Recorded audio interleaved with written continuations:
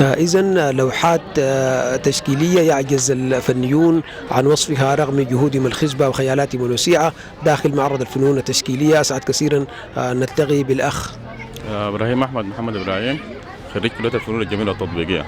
إذن إبراهيم خريج كلية الفنون الجميلة والتطبيقية. أخ إبراهيم، ما شاء الله المعرض مميز، عدد من اللوحات المعبرة، اللوحات التشكيلية بصورة عامة.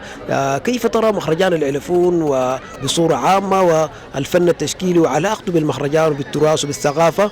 فكرة عامة عن هذا الثوال الذي طرحناه داخل مصفوفة مهرجان العلفون.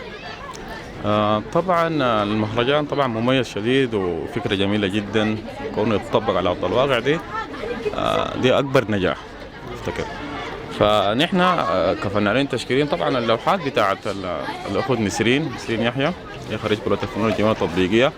والمهرجان طبعا ظهر لنا خريجين كثيرين من كليه الفنون الجميله والتطبيقيه من العلفون.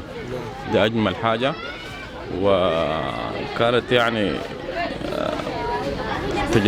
كانت تجمعنا، بقت جمعت كل الفنانين بالعلفون. إذن مهرجان العلفون أصبح واحة تعريفية.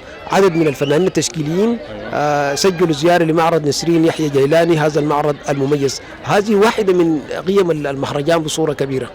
أيوة، كانت لفتة، بجد كانت لفتة، وكانت فكرة جميلة أنه المهرجان ده يقوم ويجمع الناس كلها ويتبادلوا الخبرات برضه. فالمهرجان نحن طبعا الفنون التشكيلية ده نعرف للناس ونديهم الثقافة الفنية وكونه يتذوقوا الفن. طيب إبراهيم، بصورة كده أخيرة، هل نضمن الفنان التشكيلي إبراهيم موجودا معنا في النسخة القادمة 2024؟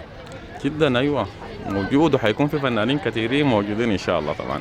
إذن من داخل هذا المعرض كانت هذه الإطلالة للأخ الفنان التشكيلي إبراهيم داخل معرض الفنانة التشكيلية نسرين يحيى. بالتوفيق إن شاء الله.